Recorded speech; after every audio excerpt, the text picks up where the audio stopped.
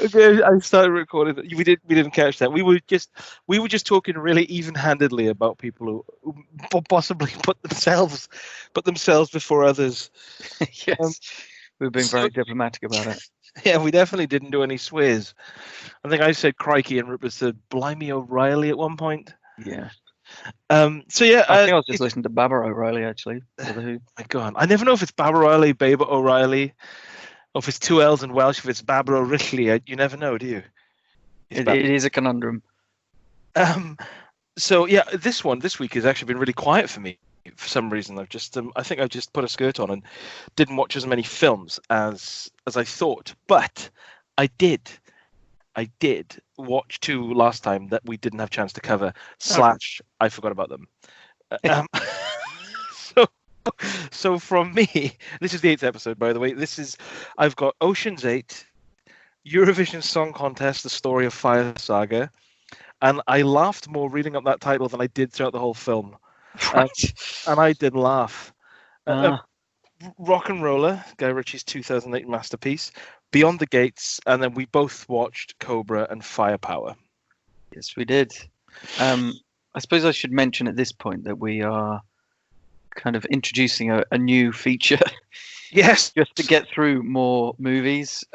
So it's a feature we call 2-minute trashing, which is essentially where we will just watch Satan Tango and fast forward. Exactly. So because we don't want to talk at length about every single film that we watch because some of them just aren't worth it. It's true. It's very true. So we'll take 2 minutes just to run through certain movies and just cover them off in a couple of minutes. Hit the stopwatch and go, and then we're done. Boom, move on. Can I ask you?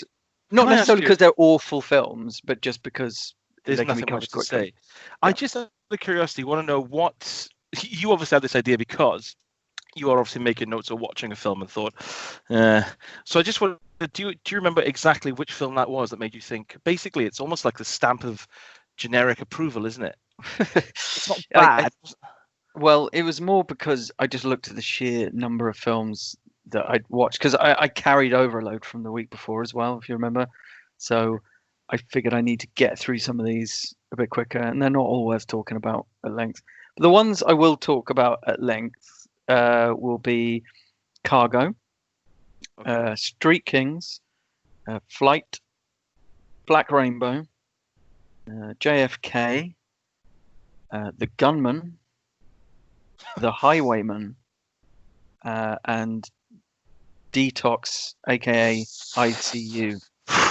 Really quickly, Street Kings is the one with Keanu Reeves, isn't it? It is. And the first one you said rang a bell as well.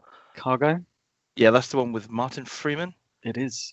And then the other one you said towards the end, The Gunman, that is the film with Sean Penn, isn't it? Yes, it is. I'm going to enjoy it today then. Yeah. So, we watched Cobra and Firepower together, didn't we? So we could start with that, didn't we? Yeah. I've started them with those. Yeah. Firepower is it's a 90s film, I think. Yeah. I think it's like 3.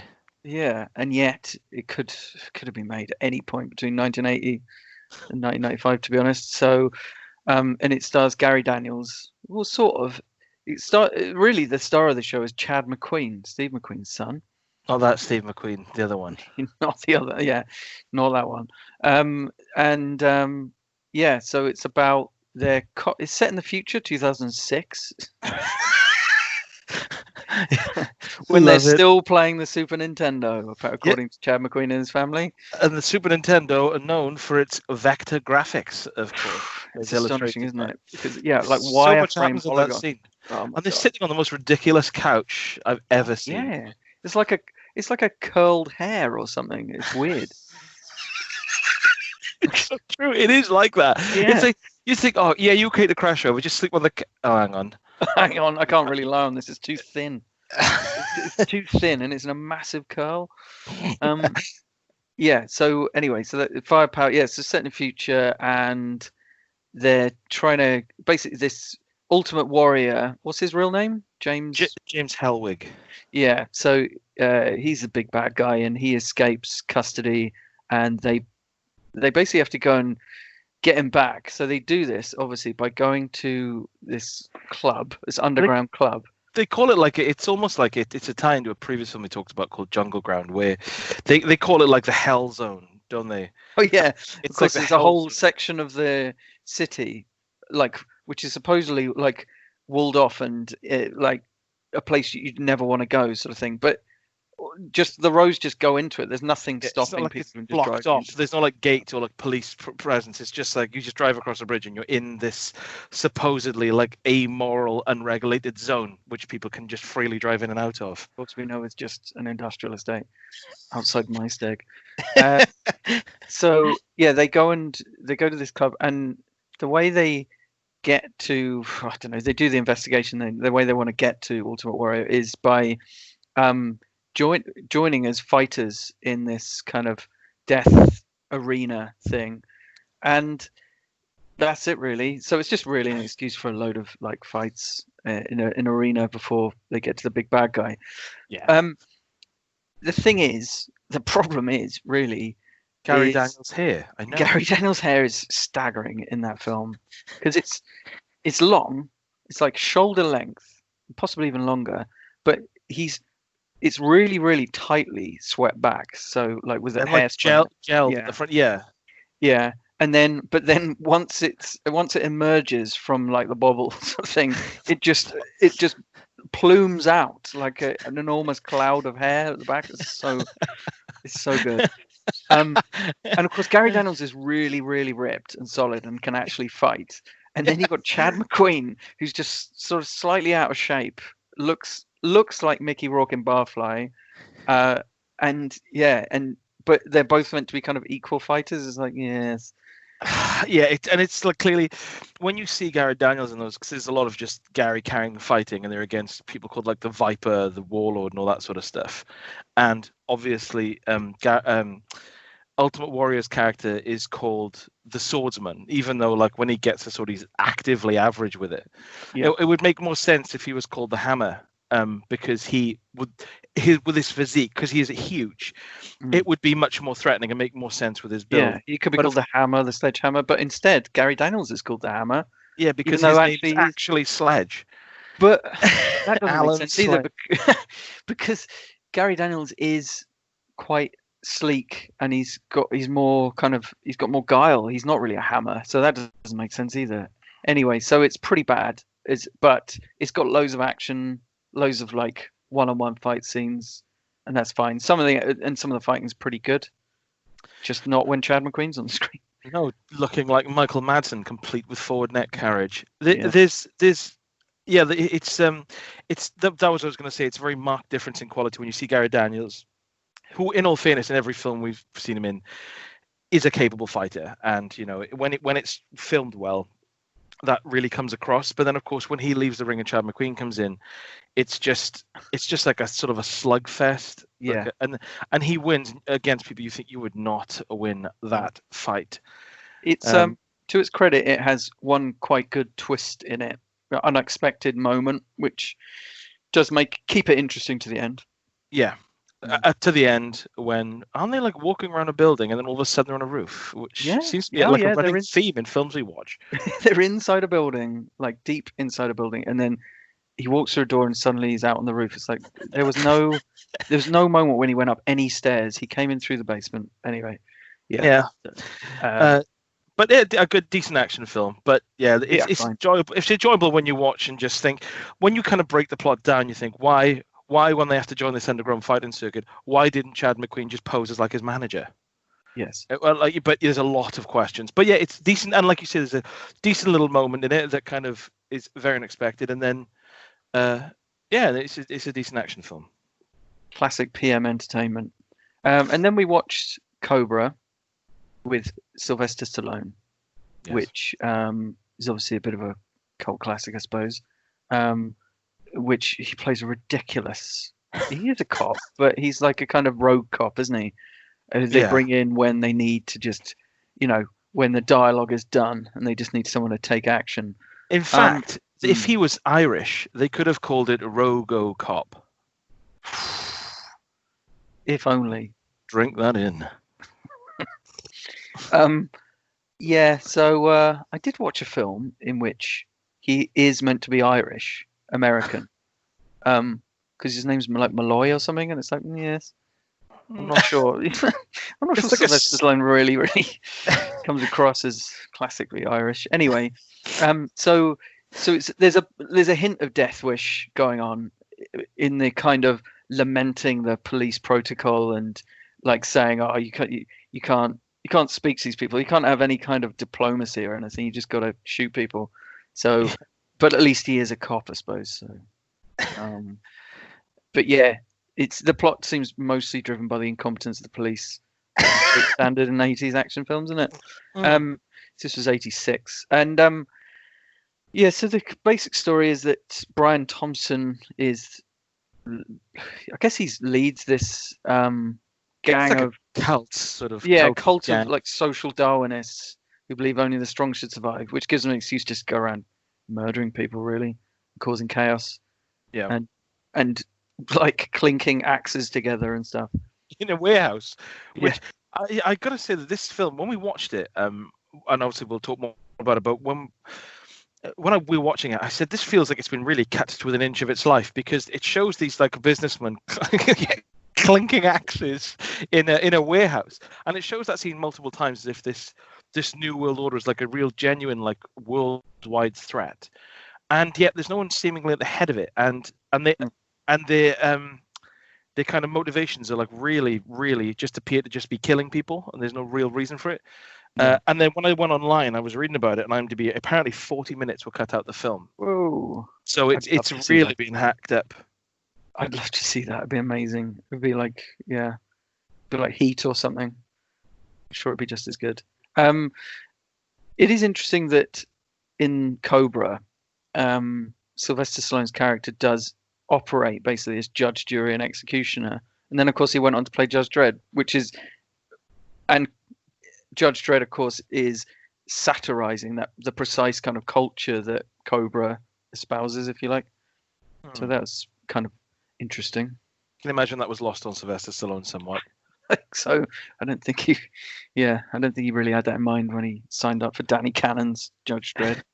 But the action scenes are pretty good, and there's some good stunts, and quite a good sense of peril, I suppose. And Brian Thompson's really scary in it. He is a threatening man. He is a sweating in that film as well. But he's just a really good. We've talked to him a few times in the previous podcast. He's just a really good screen presence. Always seems to be slightly underused. But in this you got Bridget Nielsen, obviously, who's fine. But what we kind of picked up on were just the constant irritating quirks that Sylvester Stallone's obviously given his character for no real reason, and how kind of how it would just cut to him doing something like quite childlike and irritating. Yeah, like cutting a pizza with a pair of scissors, or putting his newspaper under a barbecue. It's like, what are you doing? And then when it cuts, or like they stop for like a scene that does not need to be in the film. Yeah. And in a diner when they've got Bridget Nielsen who's like being attacked by this gang, they're trying to get her to like a safe house. Yeah. And as they're driving out, they stop, and there's so much product placement in that film. But it just cuts to him over like playing with toys by a stall. Yeah. It's like these are kind of quirks in lieu of actual characterization, aren't they?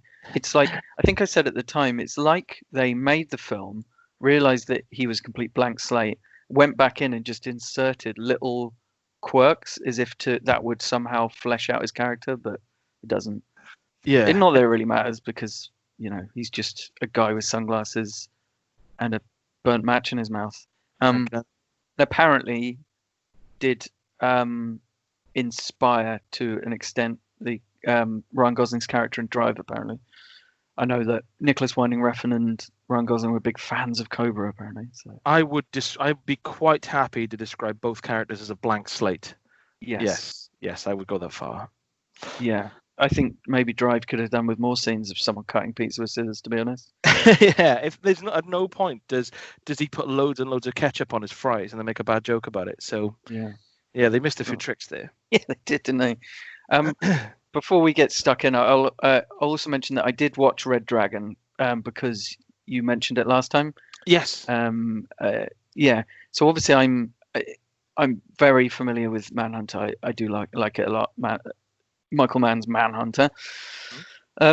Yeah, I mean, it's still gripping because it's such a good story. I just think it's a really, really good story, and I don't think you can go wrong with it. I think that Brett Ratner is a bit pedestrian as a director, to be honest.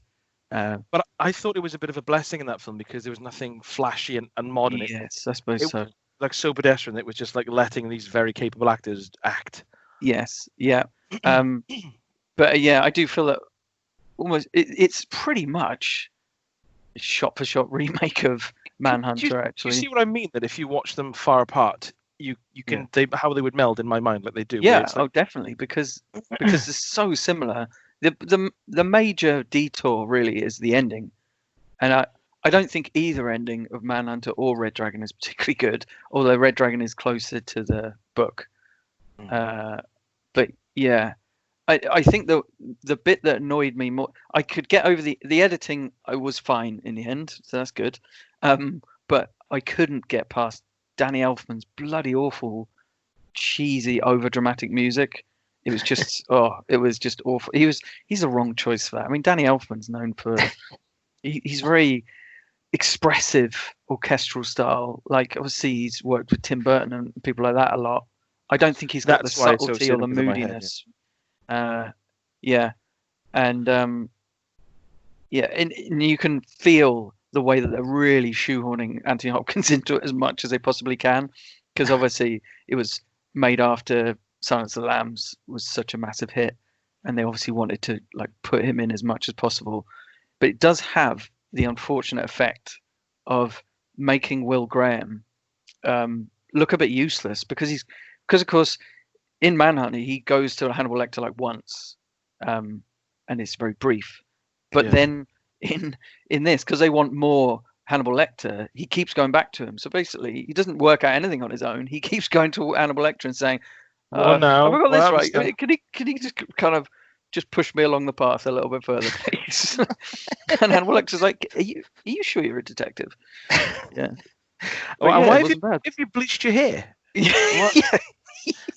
Oh, no reason. No reason. Yeah, but I think it always helps that they got a good cast. So, yeah. It's so yeah. I'm glad you enjoyed it because, but yeah, I think with that film, like you say, because it's such a shot-for-shot remake, you basically choose the one you like and stick with it, and that's. I think that's it. And I mean, I'll always love Manhunter, but I don't mind that it's effectively remade in Red Dragon because I don't care if something's remade. It doesn't bother me. It doesn't change the original. No. What I can do is just watch the original if I want to. Yeah, it doesn't delete it, you see, from history, so you can just watch it. Oh right, yeah, it's interesting. Some more people. Yeah, so that was that. So yeah, we should get stuck into some of these. Okay then. So films. I'll kick off with Ocean's 8, which I watched. It's about 3 weeks ago now, actually, because I forgot about it. So yeah, Ocean's 8 is effectively a kind of like the sort of new Ghostbusters, like a modern female-led kind of retread of a previous film, effectively. So you've got it, although they kind of play along with the Oceans. It was 11, 12, and 13. Sandra Bullock plays the Danny Ocean's sister, and gets out of prison, puts the gang together for a heist, effectively. And there's not really too much to say about it because I'm not really a massive fan of it. All seems very light-hearted, and the same thing in this one applied to how I felt about Ocean's 11. I've seen the other ones. Ocean's 11 is one I remember most. It just seems like a lot of people having a bit of fun. And I've never seen an Ocean's film. You can watch them if you want, but I'm not going to stop you. But it's like I remember watching at the time, and it's a bit money-ish. It's all about like getting money and everyone looking awesome in suits and like, oh, there's Matt Damon. Oh, there's bloody Scott Kahn. There's Brad Pitt, and it's all about like they come across. They obviously all seem to be friendly in real life, and it's good fun. But it's like they have a plan. They plan it all out. It's all very slickly shot, and then something will go slightly amiss. They'll get around it, and then at the end, everyone's happy. That happened in 11, 12, and 13, and it's what happens in Ocean's 8. They have a heist involving some jewelry and involving some ridiculous 3D printing of jewels, which was just preposterous. And it's like this really, ridiculous plan that relies on the 7 women in the heist, and it kind of runs off. There's a few little hitches, and then that's it. Everyone's happy, and it's fine. It's just too kind of lightweight to be memorable. I watched it and thought, I enjoyed that. It was quite fun. I would never watch it again. It doesn't sound like it has much in the way of peril.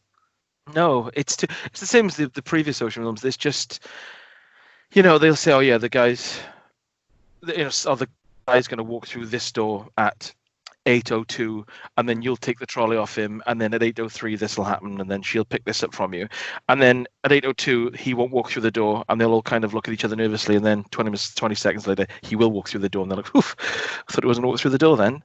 And it's that kind of level of peril, and you're like, oh, well, okay. I was on the edge of my seat just listening to that, to be honest. It sounds a bit like one of the problems with Now You See Me as well was that Now You See Me's got many problems, but one of the main problems was that it had a lot of kind of very confident, smug, good-looking people doing everything very well, and there wasn't really any point at which you felt like anyone was in danger or anything. And I know it's meant to be a bit of fun, but it's fun to have some peril on the screen. Yeah. When you look at it, it's like everyone's beautiful and everyone's really quick-witted. Everyone is like perfectly dressed, and everyone is sort of snarky. You think it's just like there's nothing here. There's nothing here to like grab onto. I mean, the thing is, if they released say a trilogy like they did with the previous Ocean films, and they made like Oceans 8, 9, and 10 or whatever, which would lead on nicely to 11 now that I think about it. I venture that was what they were planning to do. That's kind of the level that you're working at, though, isn't it? Oh, wouldn't it be cool if 10 ends and 11 starts? So when I watch this, if they did say, oh, we're actually making 2 other films, I'd probably happily sit down at some point and watch them, but I would never think about them ever again afterwards. It's not like I wouldn't actively avoid them. They're just kind of like foam. It's okay. Yeah. So yeah, it's fine. It's completely happy. I can imagine it's the kind of thing you would check on if you were like doing something else and every now and then glance at the screen and still have a perfect grasp of what was happening, even if you missed 5 or 6 minutes here or there. Okay. Yeah. And most importantly, I got to look at Cate Blanchett. Yes, she's a favourite of mine as well. I like Sandra Bullock as well. They could act as. Unfortunately, Rupert, Sandra Bullock is slowly turning into Michael Jackson. So, yeah, I noticed it in Heat. I was just every time she has sunglasses on, she's having work done, and it's starting to show. Women hit a certain age, and it's about getting, kind of staying on in a way for like keeping relevant. And the next one I'm going to talk about Eurovision. You see Amy Adams in that, who's obviously in her early 40s, and she's like hasn't had anything done, and she's aging gracefully, and it was weirdly refreshing to see. But yeah, going back to Ocean's 8, yeah, it's fine. Like, to be honest, if I was at home one day and faced it, do you mind if I check around again? I'd be like, yeah, it's fine. It's so inoffensive. You can just let it happen. Yeah. Yeah. Yeah, I don't know. I think I might just stick with not watching Ocean's films, to be honest. I've done all right so far. I've got this far. What was the first one, like 2001? You've managed like 19 years. You'll be all right. Yeah. So I watched a film called Cargo, which is on Netflix. This is the one with Martin Freeman. Have you seen it? No, I came close on a few occasions, but then never did for whatever reason. You should watch it. It's good. It's a slow-burning post-apocalyptic zombie film. Nice. It's based on the director's own 7-minute short film, which lazily I haven't watched since, but when I really could have done. But yes, it's basically it's Martin Freeman plays the father, and he's got his wife and kid with him, and basically it's never explained, like all good apocalypse films, but basically they're driving through the countryside. It's set in Australia, and they're driving through the outback. Actually, they're on a boat at the start, but it's clear that it's very dangerous to get off the boat, and you can't trust anybody. and there are definitely kind of flesh-eating zombies around, and it's quite slow burning, and there's really two key elements that make it stand out. And like make it stand apart, that is, from other zombie films, and that's that it's apocalypse, so it's quite slow. He's not any kind of like superhero or anything like that. He's just very careful and plans well, and yeah, Martin Freeman is exceptionally good in it. He's really, really subtle and nuanced. It's like there's something quite appealing about his lack of physical presence combined with this kind of determination that he has in the film, and it's very relatable and sort of quietly heroic. I do love his understated acting style, which has always been there, and is another reason why The Hobbit was better than Lord of the Rings. Does he sound like he's got a cold still? Not so much actually in this. No. Okay.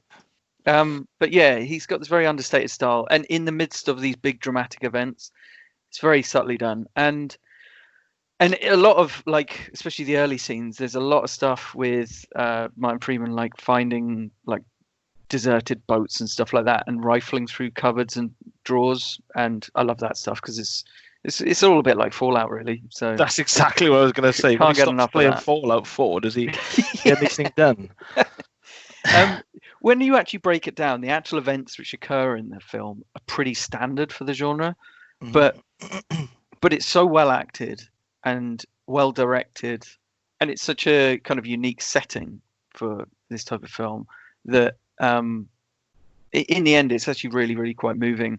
And I'd say it's probably closer to something like The Road than a zombie movie as such. Right. Okay. In terms of its kind of style and tone. Yeah, it definitely owes a lot to The Road. So it's quiet and miserable and grey. Totally miserable, yeah. Although they haven't like digitally removed all the green or whatever they did with The Road. Yeah. So that is very much recommended. That's a good movie. Oh, okay then. Yeah. Yeah, I think I will watch that at some point. The thing, see, you say at the end it's very moving. I'm like, do I want to cry? And the answer is always no. It's always no. So I think, do I want to watch films going to like? I say at the end. I mean, it is moving at the end. The actual very ending part, I'm not so sure about. I think there's a bit of a silly moment towards the end. But anyway, I think you'll know what I mean. But up to that point, it's all very, very well kind of well calibrated to be moving, but also utterly miserable as well. And that's on Netflix, I think, isn't it? That is on Netflix. Yeah. Netflix. I watched Eurovision Song Contest, The Legend of Fire Saga, and is it called The Legend of Fire Saga? Is it the one with Will Ferrell and Amy Adams anyway? Yeah. The Story of Fire Saga, sorry, not The Legend of Fire Saga. So this is a kind of a Will Ferrell vehicle where the story is that he, as a young boy, was in Iceland. Obviously, a lot of the humor is aimed at the Icelandic, and he is kind of starts dancing in front of his family in the 70s at ABBA, and his family just see it as like a joke. And of course, he grows up to be someone who writes like Europop songs with Amy Adams, who's his closest friend, who clearly is in love with him, and he doesn't seem to realize because he's just so naive. You see, Rupert, he's so nice and naive, no one cares about the music, and they through like a series of events manages to get onto the Eurovision Song Contest, and the whole film is them like an underdog sort of story. Obviously, his father is Pierce Brosnan, and I like looking at Pierce Brosnan, and his Brosnan old enough to be his father. Probably is, I guess. Oh yeah, he's in his 60s. Will Ferrell's probably like late 40s, and then I would guess that Pierce Brosnan's in his 60s. Yeah, I guess so. Yeah, I just think of because Will Ferrell's always look older than he actually is. So yeah. In this, Will Ferrell's got like long blonde, sort of dyed, highlighted hair. And Pierce Brosnan's got like a big grey beard, and he's like an Icelandic fisherman. Pierce Brosnan's talk about being typecast. Bloody hell! His Icelandic accent. It didn't convince me, but I think the whole thing's kind of everyone's had a bit of fun. It's played for laughs, and there are some really funny moments in it. But it's over 2 hours long, and It's like it's so sort of sentimental, and there's like a few, it's people kind of playing against type. I always forget his name. I think it's Christopher something. The guy who was in The Guest, Matthew something. I know the one you're thinking of. He's in Downton Abbey. Yeah. So there's a few. He plays like Yeah. a really camp kind of Russian. Again, I'm not entirely convinced by his accent, but whilst the film is like a totally generic throwaway kind of like some funny moments, check around the background kind of film, the real issue I had, and it was so grating to me, was the fact that you've got like all these nations singing their songs, and you've got like Graham Norton, doing the sort of narration as if it's a live show and stuff towards the end. But obviously, I'm guessing none of the people involved can sing. So they're either like getting other professional singers in, or is the case there appears to be quite a few of them, they're kind of pitch shifting and auto tuning their voices. And it is grinding when you're listening to like they bring out the people from different countries, and all these different cameos, and they all have a bit of a chance to sing a song, and everything is so auto-tuned to this kind of weird plastic perfection that you think actually you all sound the same, and it all sounds like slightly robotic.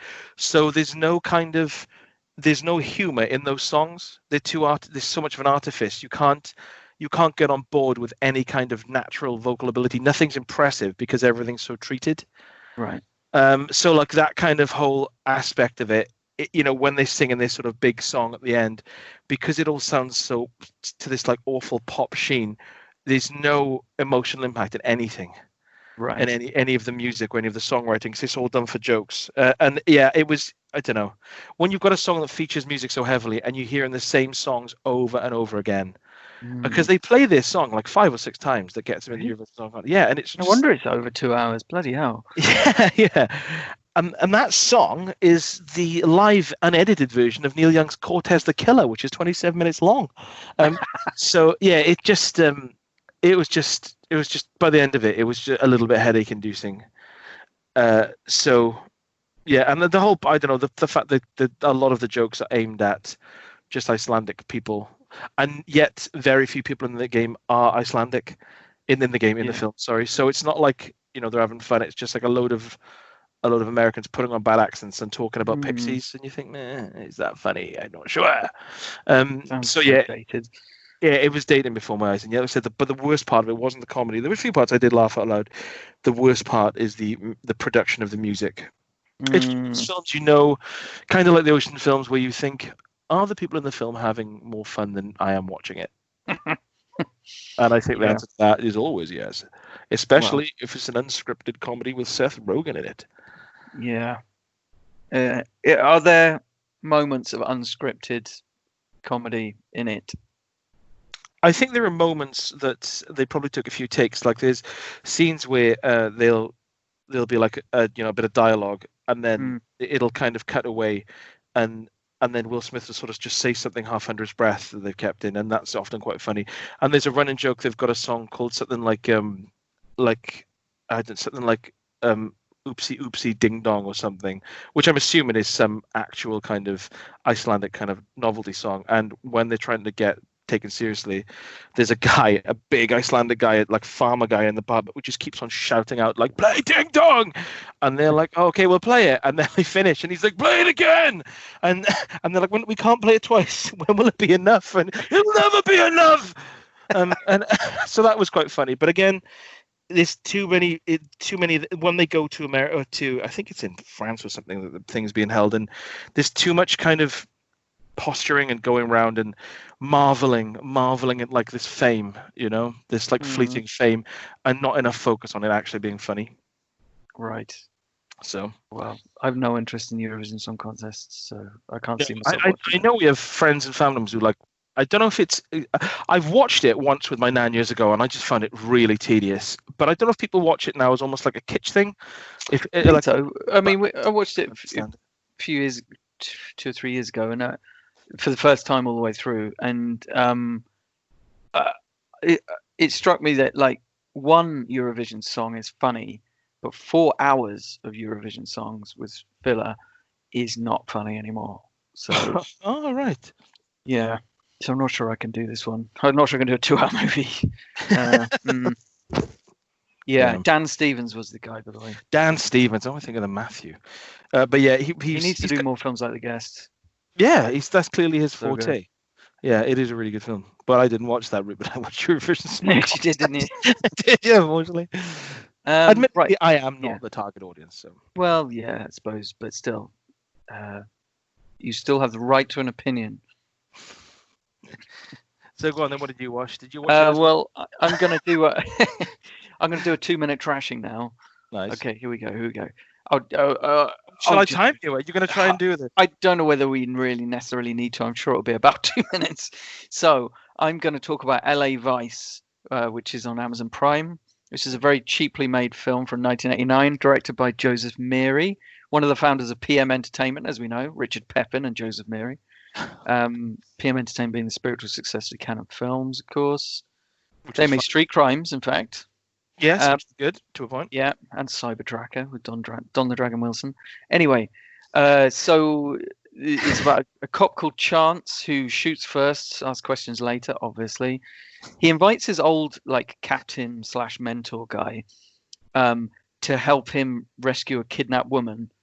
She's been kidnapped by some pyromaniac gangster. Anyway, the partner, the old guy, dies in the bungled operation. Chance goes to the funeral and somehow adopts this Native American guy who becomes his unofficial partner. Right. There's some really dull fish out of water moments there, where he doesn't know what phone book is and stuff. Chance quits because the cops are useless. Obviously, they always are. And he's then hired privately to get the kidnapped woman back, but outside the law. Chance's clothes, the guy's clothes, are staggering in this film. Spends a lot of the time wearing a white tailor's shirt buttoned all the way to the top and an oversized suit jacket with the sleeves rolled up. Brilliant. Sleeves rolled up and bottom button done up. So yeah, you know the look. Oh yeah. There more than once there is synthesized saxophone on the soundtrack.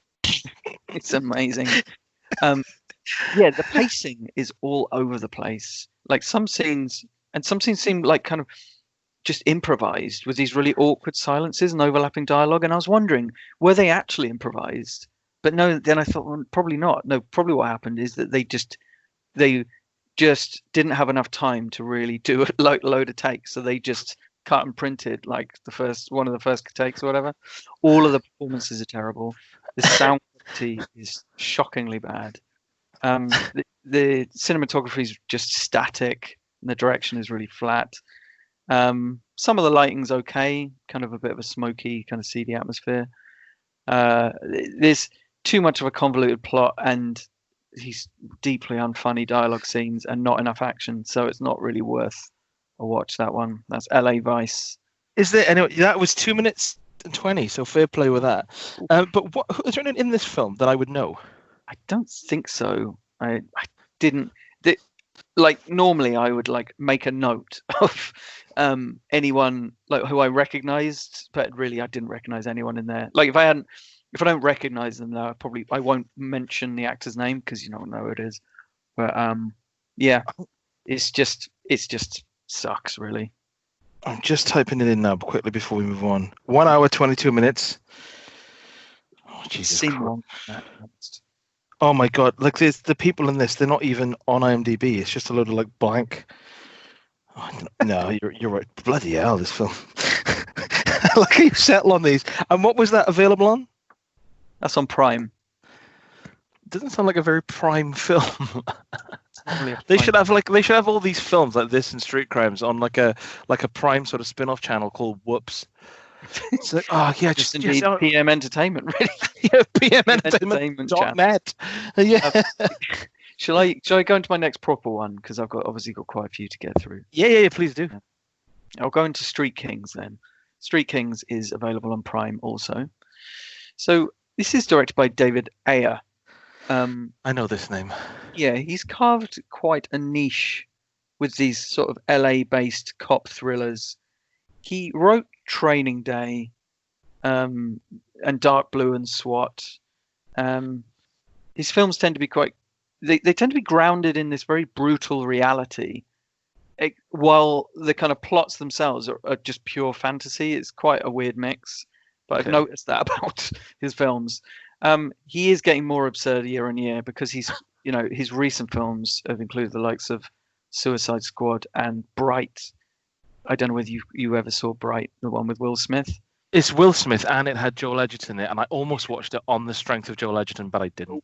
It's so bad. It's so bad. But yeah. So anyway, yeah. David, his directorial debut was Harsh Times, which was another LA, kind of corrupt LA kind of thriller, which I remember featured a ridiculously unhinged performance by Christian Bale. Okay. And that was 2005. So Christian Bale did Harsh Times, Batman Begins, and The Machinist in the same year, which is pretty amazing. His fridge must have not known what was going on in that year. Keanu Reeves is in Street Kings, and he's obviously not as full on as Christian Bale, but he is an assured presence, if you like. He always is. Who's this? Sorry, Keanu Reeves. Right. Yeah. Yeah. So I think if he'd made this after John Wick, then it would have been a massive hit, sort of thing, because it's very much in that wheelhouse. It's co-written by James Ellroy, and it does cover much of the same ground as LA Confidential.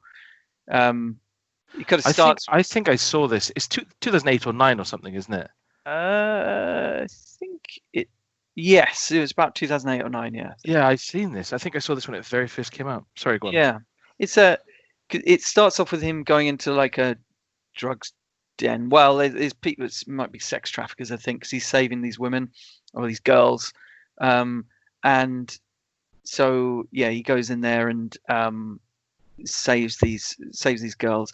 Anyway, basically he's being framed to be complicit or responsible for his partner's death, basically. Right. Or well, not. Yeah, it doesn't actually start off like that. It's like his partner is killed, and he suspects there's something really dodgy untoward. About it. Yes, and because he happened to be there at the time, sort of thing. And it's all about him, kind of like all the people around him, all the people in positions of authority, including the likes of Forrest Whitaker, obviously, all saying, "Oh yeah, well, we'll just brush this under the carpet. It's fine. It's fine. Like, if you want to keep your job, then we'll just brush it under the carpet. We got to look out for each other." So is it lots of scenes of Keanu Reeves like about to ask people above his pay grade questions, and then they go da, da, da, da, da, da. Yeah, basically, yeah. But then of course he realizes that it's pretty predictable, really, because you know where it's going. As soon as you see one person saying, "Oh, why don't we just brush this one under the carpet?" Everyone's involved. But it is definitely satisfying. Like, despite its predictability, it's very satisfying to watch all the pieces fall into place, if you like. And there are some good supporting performances from Forrest Whitaker, Chris Evans, Hugh Laurie is pretty good in it. Yeah, so it's good performances. It's worth a watch. You didn't say Keanu Reeves' name then. Well, he's fine. I was just referring to the supporting performances, of course. I mean, he's got screen presence. That's the thing that Keanu Reeves has got. He doesn't have massive talent or range, but he does have screen presence. Like, you can watch him, Yeah. And he'll carry a movie. Absolutely. But yeah, it's definitely, as I said, it's co-written by James Ellroy, and it does cover a lot of the same ground as LA Confidential. So it's like snappy dialogue, gritty cops. Yeah, and that in it almost concludes that there is a kind of need to blur the boundary between the cop and the criminal to get the job done, sort of thing. Especially when there are very obviously criminal cops at work.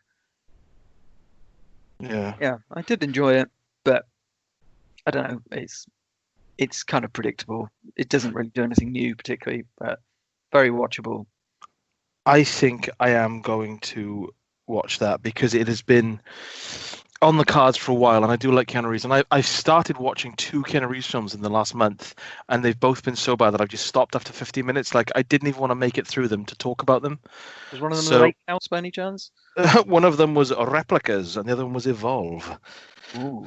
Oh dear. I did watch The Lake House. That's not even on my list, to be honest. Not because it's a bad film, just because I don't have much to say about it. And it's a time travel movie, so I just thought. Well, as long as they spend a massive amount of time explaining how the time travel works, that's the key thing about time travel. Well, the real problem with The Lake House is they don't spend any time explaining how really? everything works. So it's so convoluted by the end that the big kind of emotional payoff bit, I literally didn't understand, to be honest. And when you have to have it explained to you, like why something is profound, I think it loses its essential profundity.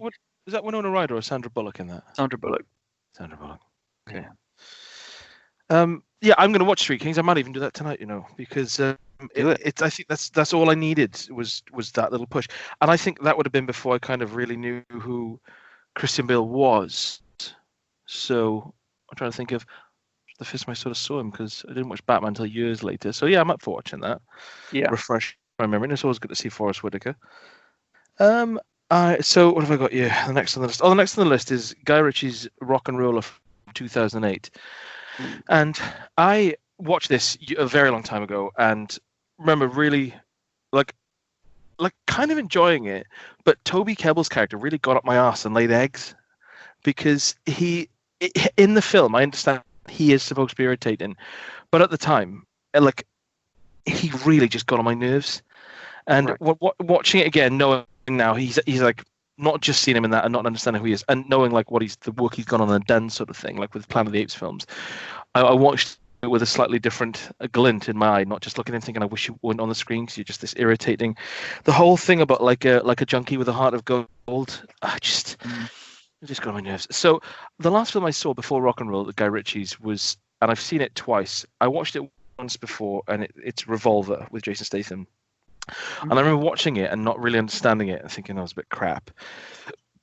And then watching it again and thinking I don't really understand this and it's a bit crap. So when Rocknrolla came on, I thought I'll give it a goose because I couldn't remember if I'd seen it or not. Because of course they both begin with R. They're both kind of like one word. I get them mixed up. Yeah, I haven't seen either of them, but I do get them mixed up. Revolver's terrible. It's just okay. It is just Jason Statham just talking bollocks, and it's meant to be like really existential and all wrapped up and like all about kind of planning every single move, and it's just a constant narration. And I'm pretty sure the reason he's constantly narrating is because if he wasn't, like, it would be complete. You'd have no clue as to what's happening in the film. It's like really clunky metaphors and stuff, and really, really like irritating shots and cuts all the time of like aerial shots of spinning around. Really irritating film. But Rocknrolla is a bit more. It's more back to like the sort of Lock, Stock days of just a load of like London gangsters, and then just a plot that kind of goes skew if just by people getting involved and being selfish. You know, like people being robbed 2 or 3 times when the money needs to go somewhere else, sort of thing. So you've got like Tom Wilkinson in there. Mark Strong, good. Gerard Butler, Idris Elba, and a few other people, and obviously Toby Kebbell. And I quite enjoyed it this time because although the characters some of them are annoying, like Toby Kebbell, like say that he just plays like a complete burned out like rock star junkie, and he's got this friend he keeps around, and they're both just completely smacked up all the time.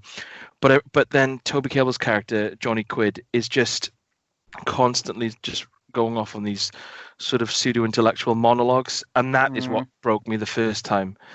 And it still grates on me a little bit this time, but I was paying more attention to the plot through my rotation, and it's very much just a Guy Ritchie film where it's a lot of sort of snappy cuts, quick fire dialogue, gangsters stabbing each other in the back, but London-based gangsters. Yes. So I think this is wheelhouse, really, isn't it? Like, I haven't particularly liked anything he's done outside of that wheelhouse. Like, because that's why those 2 films. Well, when he did, because when he did The Gentleman most recently, and that was good. I enjoyed that, and that's exactly the same sort of thing. So back in London, cheeky, chappy gangster people, completely vacuous and shallow, but kind of stylish and witty enough that it's it's watchable. I think in this is what he's good at is like almost like slapstick dark humor. Like in this, there's a few scenes where these like two huge Russian guys who kind of they rob Jared Butler and obviously Tom Hardy's in it as well, and Idris Elba. And when they're running, Jared Butler's got the briefcase and he's running down a train track, and then the bigger guy's running after him. And then he realizes the other guy's just completely knackered and he's just almost walking, and he's like sort of jogging on the spot, taking the piss. And then he sort of looks behind him, and then the much fitter one is just rocked up and he's really fresh, and Jared Butler's knackered. And then they go up this other run and he's like totally panicking this time because he knows he's going to get caught.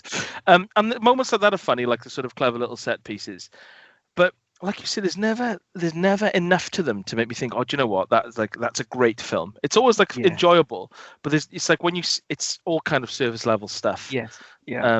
And I don't I know I don't tend to watch like mob films or war films as well, but with gangster films, because all of the characters, I find that entire lifestyle like quite abhorrent. I don't like anyone, so even if certain bits make me laugh, you're not really rooting for anyone. You don't care what happens to who because they're all just completely self-involved. So yeah, but it's fine. It's probably I haven't seen like Snatch and Lock, Stock in a very long time, but I'm glad I watched this again because I thought, once you get past these pseudo-intellectual monologues, it's actually quite a decent kind of action thriller. Yeah. So yeah, definitely. And Tanya Newton's in it as well. She's pretty. She's a pretty woman. She is pretty, isn't she? When was this made? 2008. All right. Okay. And where is it available? I watched this on. I'm going to say Netflix. So Netflix or Prime. Well, I'll just do a quick 2-minute trashing then of Man from U.N.C.L.E. because this is also a Guy Ritchie film. Oh my God! Yes. I watched about 2/3 of this. This is good. Okay, go on. Yeah, I like all three of the main actors in this. Yeah. It's because it's Armie Hammer, Henry Cavill, and what's her face? What is her face? It's just been so long since I watched this. I can't remember. Yeah, who's the other guy in it? Are you looking this up or? Yeah, I'm looking it up. I was going to say. This is the film, right? The reason I can't remember this is because this is the film I watched. Alicia Vikander, and so I like all them. This is the film I mentioned a week or two ago, where I watched it and then literally the next day I couldn't remember what I watched, because it was so forgettable. Not bad, but just so forgettable that it was like just went in one ear, like briefly, gently brushed my brain on the way through and went out the other. Yeah, it's very much like we were saying before. The problem is that it's amazing to look at. It's beautiful. Like the production, the 60s production design is so nice. But it is ultimately an exercise in just kind of peril-free smugness, really. Like there isn't anything there's never a point. It's tiny complications, but really nothing that's ever gonna threaten the main characters whatsoever. Yeah. The fashion and the production design is gorgeous, and it does move along quite effortlessly. And actually, I think the plot is much simpler than it makes out, if you like. Yeah, because basically the three characters do this. Henry Cavill goes, oh, and then Armie Hammer goes, oh, and then Alicia Vikander goes, and that's the film. That is the film. Basically it. I think that was. That sounded like a recording of their audition tape. I've literally edited it down on my phone. I just pressed play then. Yeah. I can see why it flopped, to be honest, because young people don't have any nostalgia for the 1960s, for a start. So the target audience doesn't have any nostalgia, even vicariously. Like, young people today love the 80s because it's on the edge of their consciousness, sort of thing, due to their parents, really. Yeah. But the 60s, I think, is just too far away. I don't think it really means. And U.N.C.L.E. itself, of course, the Man from U.N.C.L.E., pretty much, it doesn't mean anything to me, let alone the 18 to 30 demographic. So it was a weird choice. I guess maybe, they'd already remade the Italian Job, so they just thought, let's do Man from U.N.C.L.E. And I suppose Guy Ritchie, was it before or after he did the Sherlock Holmes films? I think it after? was afterwards. Yeah. So maybe it's like he brought that up to speed, and they're like, oh Yeah. yeah, it's massive. Henry Cavill is huge in that film. He is wearing suits that are downplaying his size. Yeah. I mean, I like everyone in it, and it's quite nice to see them riffing off each other, but it's just so flimsy. It's just so forgettable. Yeah. Yeah. And so instantly forgettable, really. So that was that 2-minute trashing. Yeah. I'll talk then in a little bit more depth about a film called Flight. This is the Denzel Washington one, isn't it? This is a Denzel Washington film, yes. Have You've seen this a few times. I saw it at the cinema, and I watched it, and we thought, watch it again. Yeah. This is one that's a kind of like Sully. So it's about a pilot who successfully avoids like a massive plane catastrophe. A pilot who brings down a plane without killing everyone on board, basically. Which is great. He's an instant hero, but they also find out that he was boozing hard beforehand. So it's really about that. It's a really good scene earlier on, actually, where they're like, he wakes up and, everyone's basically saying, you're a hero, all that kind of stuff. And then he goes, like when he's sort of recovered, he goes to meet like his a union representative who's brought along like a lawyer, and it's so obvious what's happening, but no one's saying it yet, and it goes on for about 10 minutes before anyone actually mentions the fact that you were really, really pissed when you got on that plane to fly that plane. It's very clever, and it's directed by Robert Zemeckis, and he shoots it mostly quite quietly, what Spielberg calls a quiet lens, so it's not flashy at all, although the plane crash itself is really, really brilliantly staged. I remember finding it quite unsatisfying the first time around, but now I realize that it's kind of the whole point of it is to feel that in a way, because basically throughout the film, at every kind of turn, the film sets it up. It looks like it's going to go down the kind of easy sentimental route of resolutions and revelations, but it consistently doesn't deliver them in that easy kind of Hollywood way. So it kind of it has the look and feel, and of course like the mega star at the center of it, of like a very palatable mainstream movie, but it doesn't ever give the easy Hollywood answers, and it is about redemption, but not the kind of air punching kind that you're used to in a film like this, and it does have a firm conclusion, but it's not wrapped in a bow like we would expect.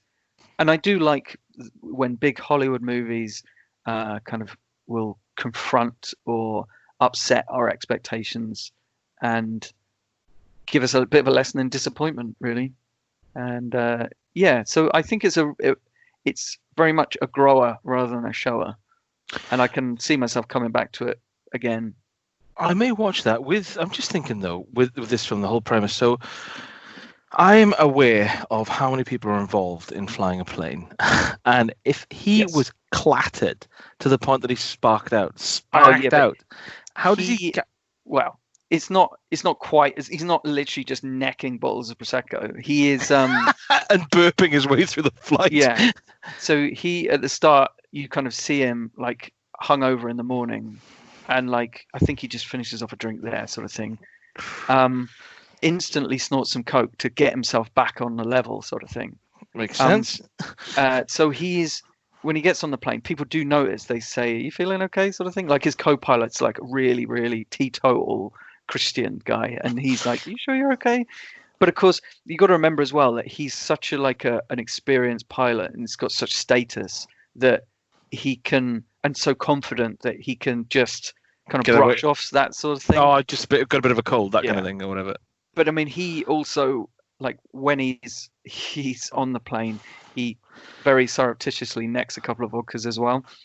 But it's really interesting because, of course, what it does, like the plane crash sequence is very detailed, and it's a ridiculous thing that he attempts in order to save the plane and to stop everyone from dying. And of course, then you start wondering, well, if he didn't have that confidence, brought about by a mixture of cocaine and vodka, would he have even tried it? Would he have had the guts to try it? Or, on the other hand, might he have done it better? Is it based on anything? No. No. Which I think is definitely to its credit. As far as I know, it's not. Which I think is to its credit and why it appeals to me more than Sully, which I haven't actually seen, mostly because it's directed by Clint Eastwood.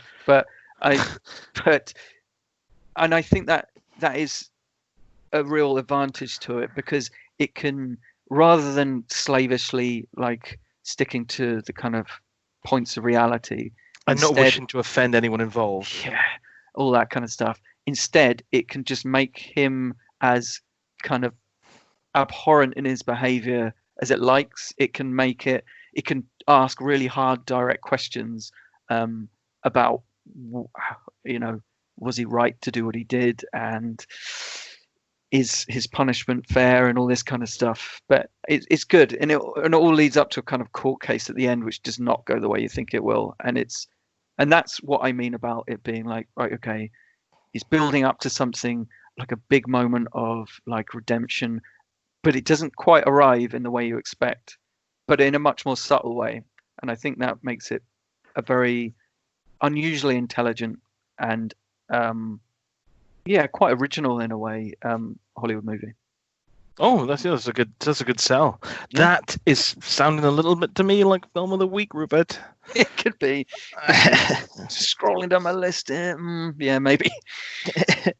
Well, I've got 3 left. So this is actually I've got 1 left. We've already done Cobra and Firepower. So yeah, the last one I've got was one I watched last night called Beyond the Gates, a sort of low budget horror film. It's more of a spooky film than a horror film. That we watched on Amazon Prime. Have you heard about this, Beyond the Gates? No. It's a film that was made a few years ago, and it's set in a sort of indeterminate time. Really, it's about these 2 brothers who really obviously haven't spoken in years, and they're brought together because their father has been missing for 7 months. And he owned like a sort of dilapidated video store in somewhere in, just sort of middle America, in the sticks a little bit. And he goes there to box up all the stuff and effectively to sell off his house and the store.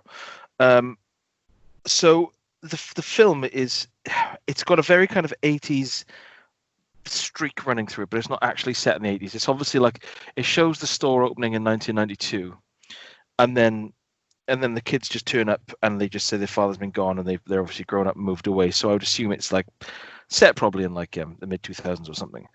Right. So they go.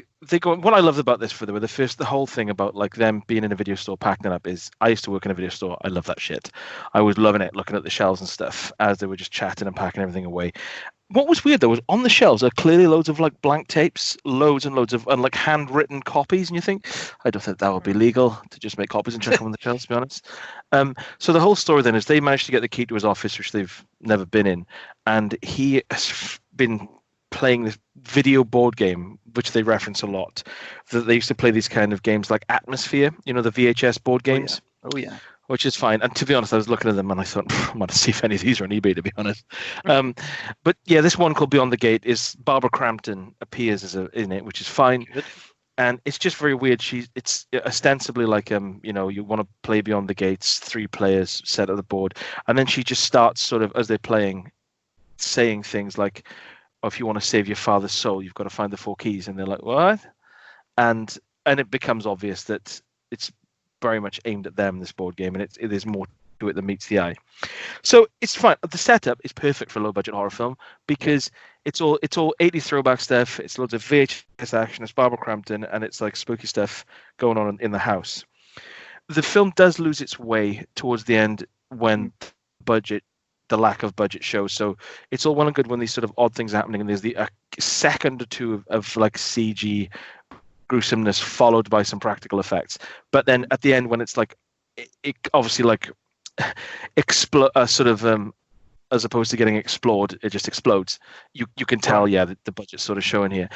I think I know I enjoyed the film, but I would, when they were talking about like their father like missing, and then they have these brief conversations like, why would he be playing this game? Why would he never let us in the office? What actually happened with our mother? Why did he turn? Why is he boozing so hard? They are much more interesting questions than what the film gives us, when it just turns into like, well, balls to all that. Let's just we don't get sucked into hell. They've got one of the guys has got the bookish, sort of more sensible brother has got a total screamer of a girlfriend who sort of comes to visit, and when you're watching a film and you just think, the second anything iffy happened, you would chuck the game in the bin and you'd sell the house and just think, balls to that. But they play the game over a period of days, and these things keep getting worse and worse, and they keep saying, we've got to get to the end. And you think, do you have to? You have to. There's a touch of needful things as well when they try to find where the board game comes from, and it's kind of this mysterious character in a shop that sells lots of vintage items. But it's good. But I think it's 80 minutes. It's a nice little sort of independent horror flick, and I would be keeping my peepers out. I'm pretty sure it's Stuart Jackson, or Jackson Stewart is the guy who directed it, and I will be keeping my eye out to see what other stuff he's done, because I just kind of wish it had taken a slightly different path. But so you identify potential there in yes, because again, when it's all a bit understated and it's all about these like this sort of odd fractured familial relationships and the awkwardness of the brothers meeting up after so long and coming from such a fractious household, that's all good. It's just when it basically the switch gets flicked for horror that you think, oh, okay, we're here then. That is slightly generic. So yeah, I do like it, and I think the director's definitely got potential. So I'll be and this film is, I think, from 2016 or 17, so he might have even done something else in the meantime. You'll have to investigate. So that's Beyond the Gate. Beyond the Gates. Beyond the Gates, yeah. Beyond Bill Gates' garden gate. It's an awkward title, isn't it? I think they just call it Beyond the Gates. Okay. Well, I'm going to do a few 2-minute trashings because I've got a few to get through. So I'll just do some trashings. Okay. Yeah. Okay. Aftermath, available on Netflix. This is loosely based on the true story of a guy who loses his wife and pregnant daughter in a plane crash. Well, this isn't the late 80s really ropey, borderline 30-minute snuff film then? No. Okay. He vows revenge against the air traffic controller whom he deems responsible.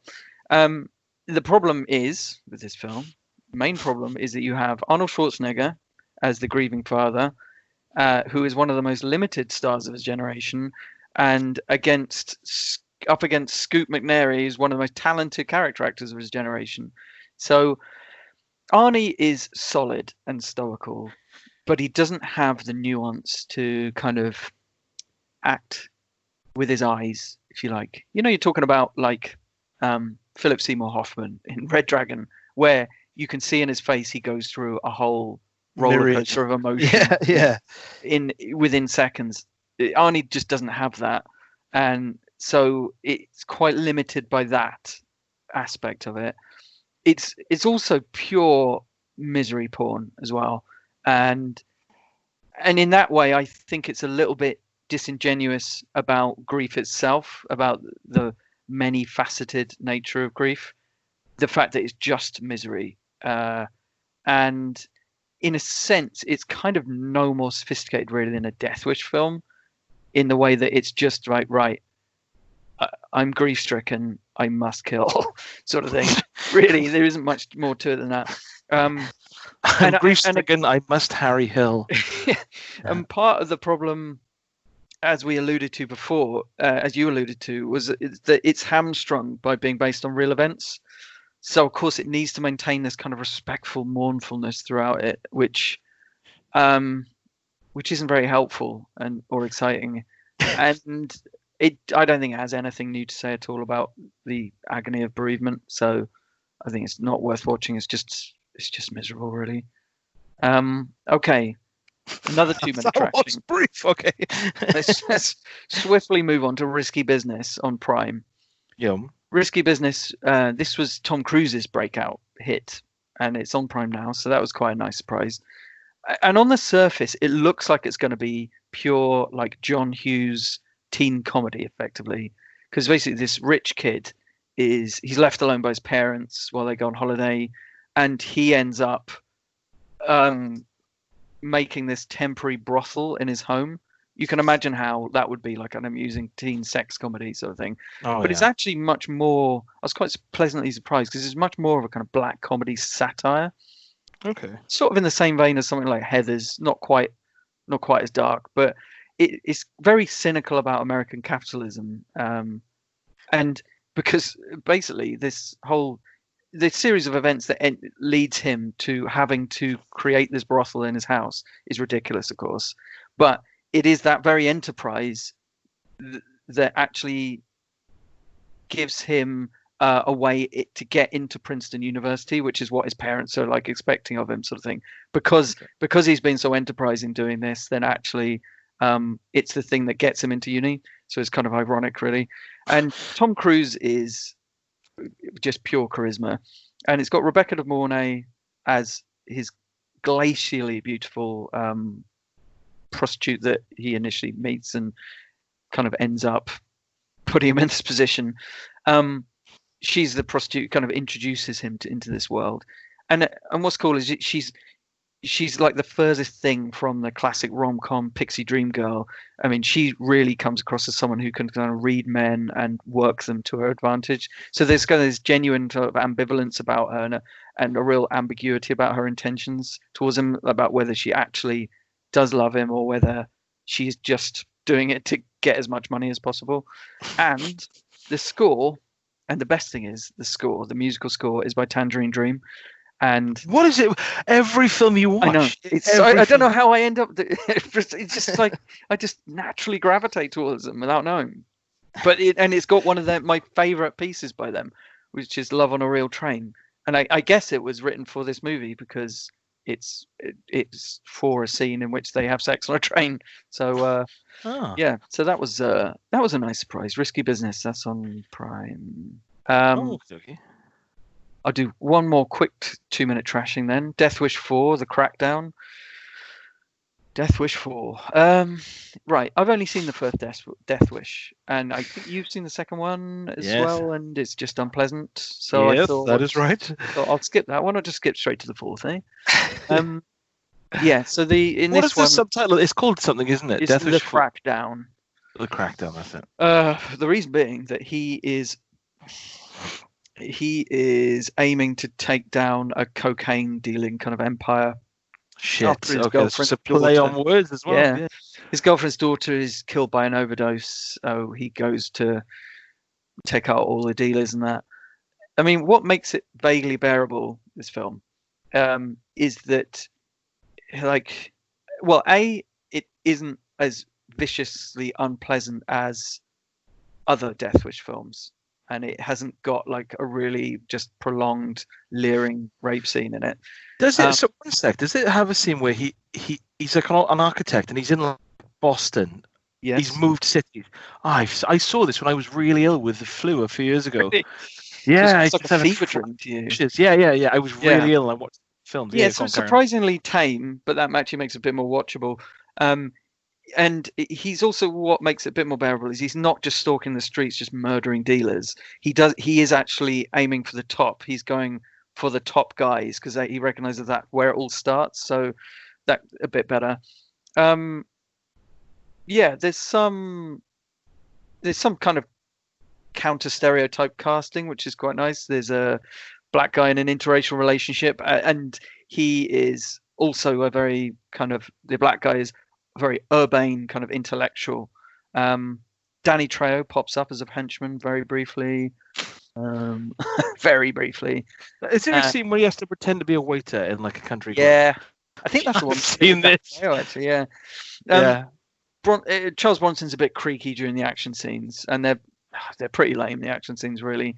But there is an amazing scene where he single-handedly destroys a drugs warehouse, which is incredible. Yeah, so overall, it's not as actively unpleasant as other Death Wish films. It's just like a really just ordinary 80s action film, really. As an action film, it's just entirely perfunctory. Nothing more. I suppose it would be nice. It's almost like the... I mean, I know he was old in the first Death Wish, but this... Because I'm pretty sure the first was in like the 70s. But that Death Wish 4, I think, was 1994. Oh, really? Was it that late? pretty sure it's very late. So it's almost like I know they call them Jerry action films now with like Taken and stuff, but he would have been in his like 60s and in a starring role in an action film, which is kind of cool in itself, I suppose. Yeah, he's feeling it. He's definitely feeling it. So I have got a handful more. But so before you go on, I just want to see when it was. I'm sure it was 1994. Death Wish 4. Oh no, 1987.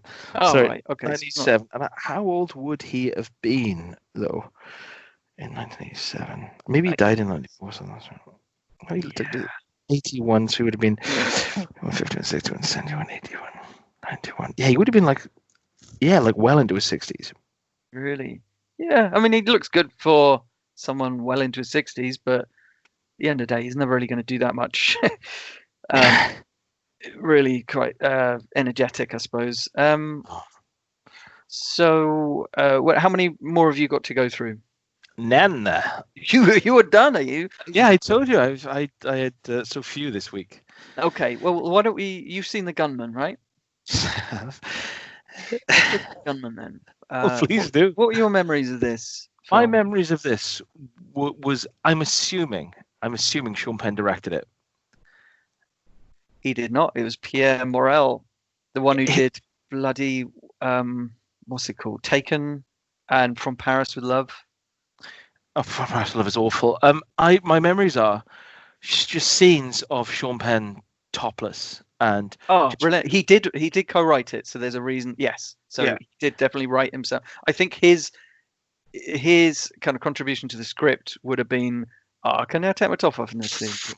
Yeah. What about in this one? I jump and the helicopter doesn't like kill me, but I lean forward and it just catches my shirt and it just gets ripped off. It just gets ripped off. Someone shoots me with a shotgun. I turn to the side in such a way the bullets just graze me. They just tear my shirt off. Yeah, I'm in the bad guy's factory, and then there's this rain of acid coming down, but it doesn't affect my skin. It just burns my clothes off. It's weird. More specifically, just my T-shirt. Yeah. And it leaves my jeans unharmed and firmly buckled. Leave my wyverns on. So I just remember him being topless, and I remember finding it distractingly like almost his fitness being like a real focal point to the detriment of the action. Yes. Well, it's quite a boring film, to be honest, Britt. So the basic plot is that Javier Bardem's character, he orders a hit on the Congolese Minister of Mining. God, it's interesting already, isn't it? And basically the idea is that the shooter has to disappear immediately afterwards. That is, of course, Sean Penn. It's ostensibly a response to the minister's decision to renegotiate mining contracts, but it's also Javier's way of getting Sean to leave his girlfriend so he can step in. 8 years later, Sean Penn's character has a degenerative brain disease, obviously, which is a really tedious plot point. Anyway, and everyone involved in the original operation is basically really rich. So Sean Penn suspects some shenanigans, so he goes globe hopping to kind of discover the truth behind what was really going on with this hit. And it's so obvious where it's going, because basically anyone who's rich is evil, and that's it. That's where we're going. That's the kind of level of baddies and goodies we're talking about here. I wrote in my notes lots of shots of Sean's ripped bod. Next to Sean co-wrote the film. So there you go. I wonder if the links go out. Part of the problem, apart from the fact it's not a good film, is that Sean Penn, I think it's inherently hard to feel any kind of warmth towards Sean Penn, because he is an amazing and very intense actor, but he doesn't have an innate charm. You know, like just talking about Risky Business, say, like Tom Cruise can do anything and he'll be charming in it. Tom Hanks could play any character and he'd be charming. But Sean Penn, he's too intense and dark to have that innate charm. And then when you combine that with the fact that his whole job is like this Black Ops mercenary working in Republic of Congo, it's like, it's not that easy to kind of relate to him anyway. So it's not like in Taken where it's like an aggrieved father or whatever. He is just someone who is a Black Ops mercenary doing it for money, and then he wants to get back at his wealthy employers. So it's it's hard. It's hard to sympathize. Mark Rylance in this film it's just a weird performance. He's got a mystery accent, and he genuinely just looks drunk all the time. I don't know if you remember the bit where Idris Elba turns up. It's almost like a cameo, and he makes this weird speech about tree houses. It was like it was written in another language, and then they just ran it through Google Translate, going back into English. It's so weird. Yeah, I could watch this again, you know. I'm making it sound much more interesting than it is. Yeah, there's a bit where it almost turns like you think, oh, this could be quite good, because it kind of turns into sort of a slightly drab version of The Transporter, where you got like a damsel in distress and lots of nice kind of European locations, slightly boring set pieces, but it doesn't sign me up.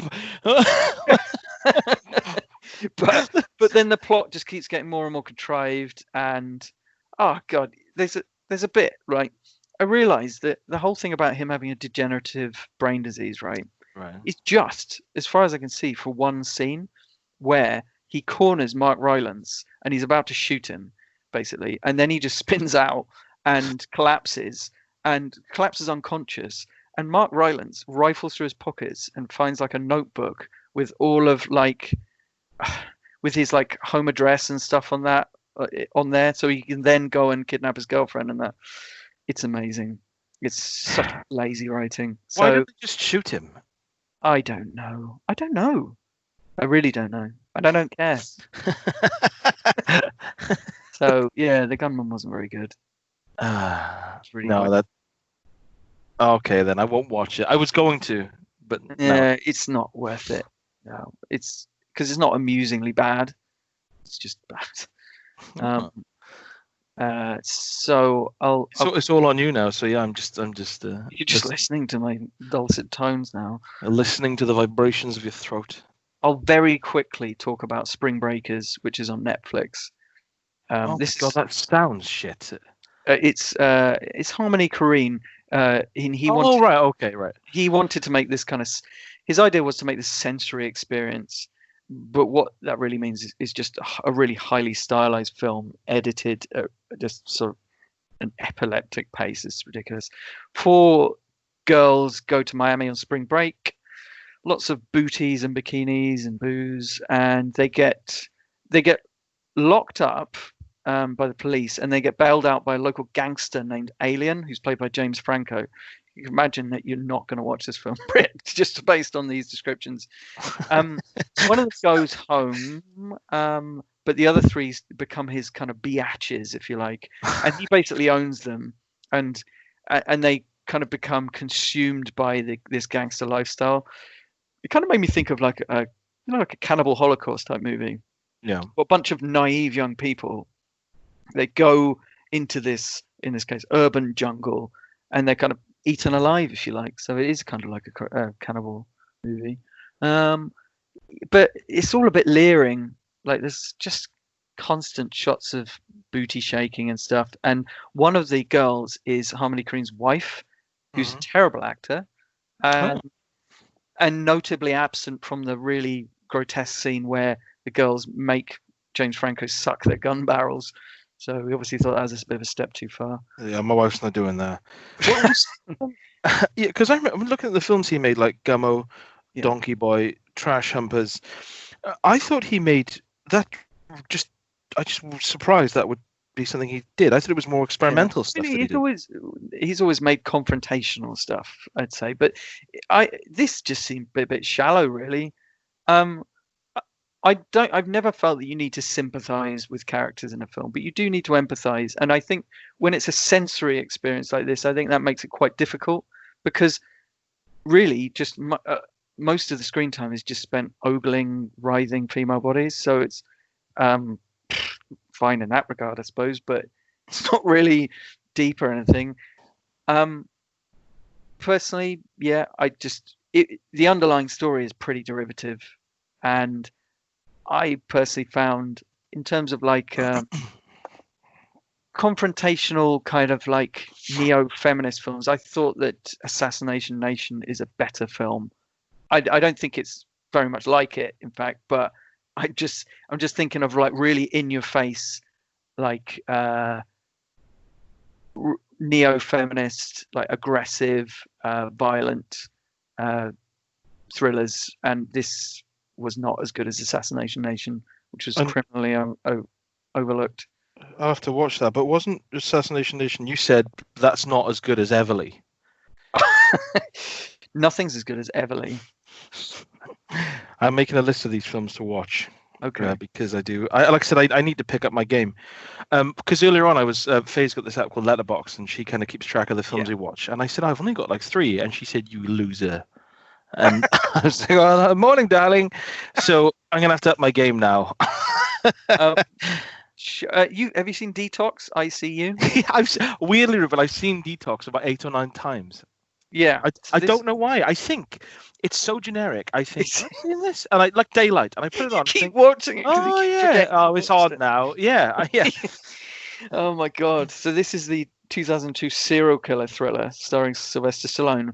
Also got a ridiculous cast: Stephen Lang, Chris Christopherson, Jeffrey Wright, Robert Patrick, Tom Berenger, Dina Meyer, Charles S. Dutton. You wonder why I haven't seen it 9 times. Come on.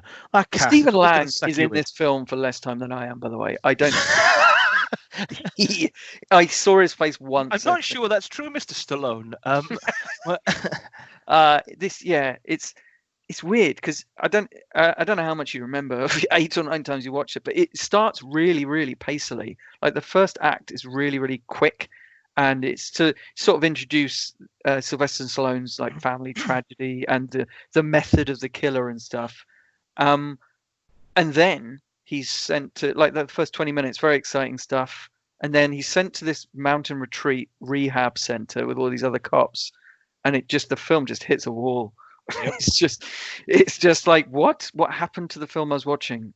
It's like they took the exciting final act from a film, put it at the start, as if to kind of hook you in, and then they put all the kind of boring slow build up next, if you like. It's weird. Yeah, because I remember this, because it's like him rushing around like, oh, they're at your house. Oh my God, my wife again. And it's, oh no. And then it's like, right, come on, get off the booze. And then it's all this excitement and and then poof, mountain retreat, and then it's just people in a circle saying, it's cold in here. You're on the cans as well. Was that way? Yeah, too many cans for me. Yeah, get my wife a clip. All right. And it's like, right. So, and then it does that for about 40 minutes, and then the film sort of says, oh, hang on, we got to get it back up again on the pace, and then sort of the last 50 minutes. Yeah. And of course, one of the main actors is amongst all these like Hollywood heavyweights and great character actors is Christopher Fulford of Inspector Morse, D. Allen Pascoe. He's not well suited to the big screen. It's just drab, really. I can't really think of anything interesting to say about it, because you made it through. The cast is good. You made it, and I do like films that like. I kind of like D-Tox. I think one of the reasons I've watched this so much is because it's so forgettable that I always forget who the actual like main antagonist is. So it's like now I still don't know. So I will happily like deliberate on again. Yeah. But also it's a good cast, like you said, and I like films that are set, like thrillers that are set in snow. Yes. So I do quite like that aspect of it. But yeah, I remember it not being good. It's one of those films that I know I like it, but I can very much see why everyone else would be like, why are you watching that again? Yes, I suppose what people would call a guilty pleasure, I suppose. Not that I like that phrase, but yeah. Neither do I, actually. No. Because I feel no guilt about enjoying it, because it's got Stephen Lang in it. And I feel no pleasure in anything I do. Right. I'm going to talk about a good film then, which is Black Rainbow. Now, I don't think this is available on streaming, because I watched this on Arrow Blu-ray. So this is a special moment. Is this like an 80s horror film? Yes, late 80s, 89. It's directed by Mike Hodges, who's best known for Get Carter and Flash Gordon. Very different films, and this is very different again. So that's quite interesting. It's drawn from Mike Hodges' experience of driving around the US, observing the kind of messed up health and safety practices of unionless local factories and power plants. So naturally, he took that real world scandal and put it into a supernatural thriller about a clairvoyant. Why wouldn't you? Rosanna Arquette she's a medium basically, and she's on the road with her very controlling father, played by Jason Robards, who is making money off her gift basically. So she'll rock up at a place, use her psychic powers to comfort people about people that they've lost, and they hand over their money, and it's all good. However, when she arrives at this industrial town, they actually discover she's clairvoyant. So she's not just speaking, she's not just hearing the voices of the dead, she's seeing the future. And so she suddenly starts like talking to people about loved ones who've died, but then the person will say something like, but they're not dead. And it's like suddenly she's like, right, they're gonna die then. Okay. So she starts predicting deaths at this local power plant. And of course it means that there's going to be a big tragedy there. So the power plant executives want to take her out as a kind of way of not unveiling the health and safety practices there. And Tom Hulce of Amadeus fame plays this young reporter who's kind of chasing this story. And it's really about the kind of relationship between this reporter and this really messed up father-daughter relationship that's going on. And he's really there because he sees it as just like a bit of frippery kind of entertainment piece. He's really there to mock what they're doing. But then, of course, gradually he realizes what is happening is very much real, and it's a really good film. It's like it's not really quite a horror. It's more of a supernatural thriller, really. And from what you were saying, then it didn't sound. It didn't sound very horrific. It was more it's not horrific. It's much more kind of intriguing, and I think it's cool. The characterization is really good. I like the way that, although kind of like Rosanna Arquette and Jason Robards shows, they have the appearance of like an evangelist kind of show. Actually, they're kind of really dismissive of religion and spirituality because, of course, because it's real what they're doing. They don't need it to be a gift from God because it's just something that she has. And I think it's good the way that it's really about the way that tragedy is turned into entertainment and stuff. And because she says at one point, she says several times actually, we turn everything into entertainment. And another thing she says is if we paid less attention to the hereafter, then we might pay more attention to what's actually happening right here, right now, sort of thing. These things don't have to happen if we pay attention to them. You know, it's not good enough to report after the event on a disaster. You've got to actually investigate and find out what's happening before disaster strikes, sort of thing. So it's quite a conscientious film, and I think it has something to say about why people go and see mediums as well, of course, because they want the comfort of, even if they don't really believe in it, just to be told their loved one is happy and looking down on them. Of course, as soon as they have actual useful information that someone's going to die, they're absolutely horrified. There's a bit of the Dead Zone in it, I suppose, in the plot and in the style and tone. It's probably not as much fun as Dead Zone, but it's very good and cynical in its depiction of. It's very atmospheric in kind of the way it depicts America's fading industrial heartland. So yeah, it's definitely worth tracking down. It's a kind of smart sort of horror film. Did you bought this, I assume? So is this one you've had your peepers on for a while, or you've seen it before? It was just because, I saw it was available on Arrow on their sale, and I thought this is one I haven't seen before, and I like the talent behind it. You know, Jason Robards is really good, and and Rosanna Arquette's excellent. So, and Tom Hulce has feathered hair. So there's really nothing working against it. Yeah, so it's definitely recommended. Black Rainbow, directed by Mike Hodges. So nice. We're doing all right for time, I think. We're still within the 2 hours, so that's good. Yeah. No, Phil, knock on. How many more have you got? I've got maybe 2 or 3. Perfect. This is good. We can play catch up. Yes, that is how it feels. JFK. Oliver Stone's JFK from 1990. Or is it 91? Well, I'm going to say 91. Yeah, let's say 91. Yes. Is it Kevin Costner? It is Kevin Costner, and this is available on Prime, which was a nice. This surprise. Was when I saw this on the shelf in the video store when I worked there. I thought, I am never gonna watch that. So I'm intrigued to see what you say. Well, all you have to do is set aside 3.5 hours. 3.5 hours. They would never make a movie like this nowadays because it would just be a miniseries, and it should have been a miniseries because it is. I watched it like a miniseries because it's so long, and so I looked into the background to this because obviously it's about the assassination of JFK, and the idea was that Oliver Stone regarded the official story that Lee Harvey Oswald was this lone shooter was a myth. So he wanted to create an alternative or counter myth to that. He wasn't trying to suggest that this was a conspiracy which really happened.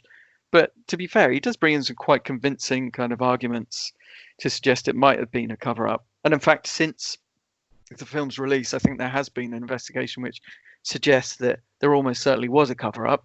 There almost certainly was a conspiracy, but the details of it are unknown. So, yeah, it's quite hard work because the script sounds like people reading Wikipedia pages a lot of the time. And actually, Rupert, Wikipedia didn't exist in 1991.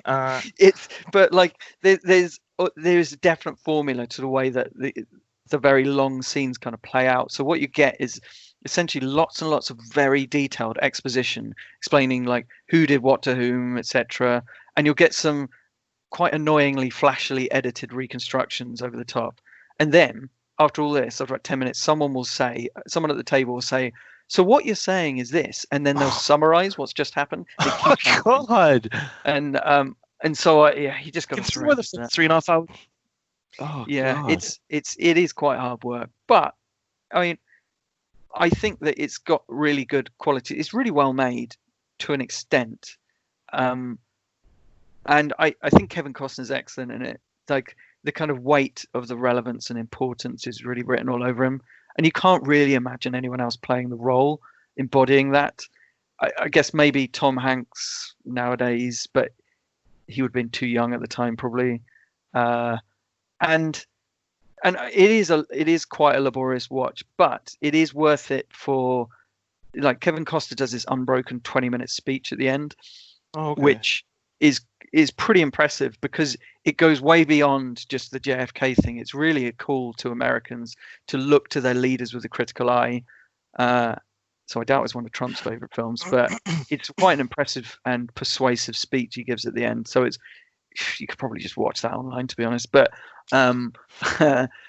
yeah, it's well made. And oh my God, the editing at times is so irritating. And especially the way the music is used, because it's almost like, especially during the courtroom scene at the end, because the last hour is basically a courtroom scene, and it's almost like Oliver Stone he doesn't feel that it's interesting or arresting, compelling enough just to stand on its own 2 feet. So he needs to really, really bring, John Williams' score is really high in the mix, and it's just really overwhelming. So you've got all these flashy images, someone talking, narrating sort of thing, and you've got this really abrasive, loud music as well at the same time. I was thinking, just calm down, Oliver. You don't have to. You can just let it speak for itself. It's okay. But yes, it's worth it. As it's more impressive than enjoyable, probably, because the level of research has clearly gone into it. And it's got good supporting casts like Donald Sutherland, Michael Rooker, obviously. Good. Yeah, so that's good. This is one I probably won't watch. No, it's a long film. It is a long film, as I said, I do love the ending, and I do admire his speech a lot at the end. I might watch that. I think it's worth it. You can kind of watch it out of context of the rest of the film, because to be honest, it's so barely related to all of the details that are up to that point. Yeah. So basically, I'm recommending the last 20 minutes of the film. 20 minutes of a 3.5 hour film. That's totally fine. So you had there's been some pretty quality ones this week, not just Gary Daniels, which is good. Let's do a quick 2-minute trashing.